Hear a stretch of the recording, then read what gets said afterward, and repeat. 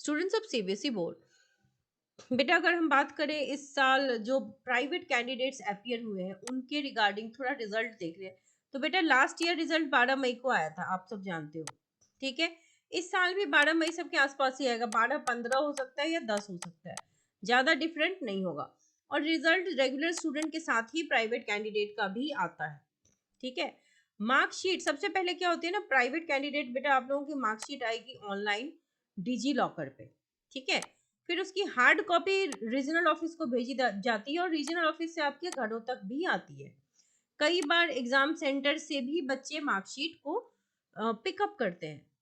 Private candidates भी कई सारे बता रहे हैं कि उनका पेपर सही नहीं गया है, तो बेटा देखो आपके लिए भी ये है कि कॉपी चेकिंग अगेन, अगर आपने अटेम्प्ट लिया होगा तो definitely you will be getting marks. And attempt का मतलब आप समझ गए हो कि अटेम्प्ट रेलेवेंट होना चाहिए। ठीक है, क्योंकि देखो स्टेप के नंबर मिलेंगे, अटेम्प्ट के नंबर मिलेंगे। फिजिक्स काइंड ऑफ पेपर में मॉडरेशन पॉलिसी अगर रेगुलर कैंडिडेट के लिए लगेगी तो वो आपके लिए भी लगेगी।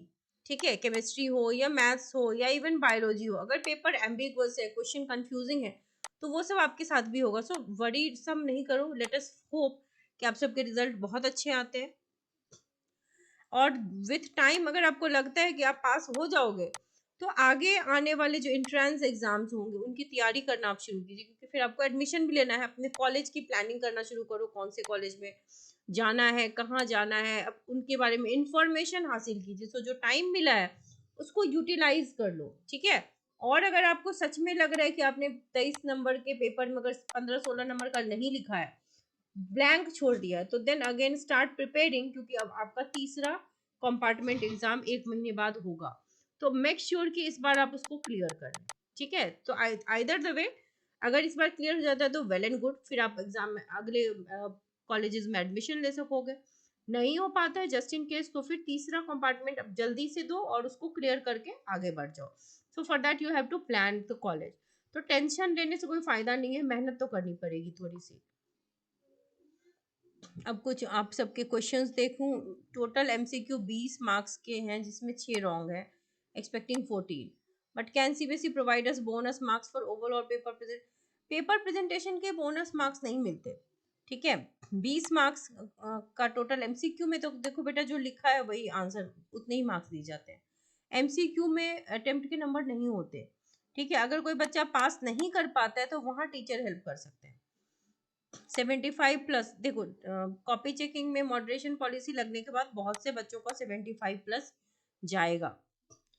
ओनली फिजिक्स में ग्रेस, देखो ग्रेस नहीं, फिजिक्स में तो सबसे पहले मॉडरेशन लगेगी, 8-9 नंबर हर बच्चे का बढ़ेगा।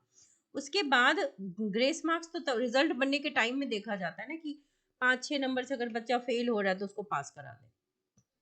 ह्यूमैनिटी के स्टूडेंट have 6 सब्जेक्ट्स हैं, जिसमें से I have maths and physical education as well. If I fail maths, what will my original marksheet look like?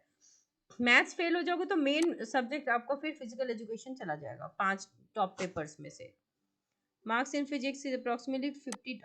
Okay, हाँ बेटा देखो आपके एक्सपेक्टेशन से ज़्यादा नंबर तो आपको मिलते ही मिलते हैं, मैक्सिमम बच्चों के, मैंने आप स्टूडेंट्स के ही कमेंट दिखाए थे कि बहुत से बच्चों के मिलते हैं। केस बेस्ड स्टडी में हमने मोटो की जगह लोगो लिख दिया। अब देखो ये तो एग्जामिनर पे थोड़ा सा डिपेंड करता है कि कैसे नंबर देते हैं वो।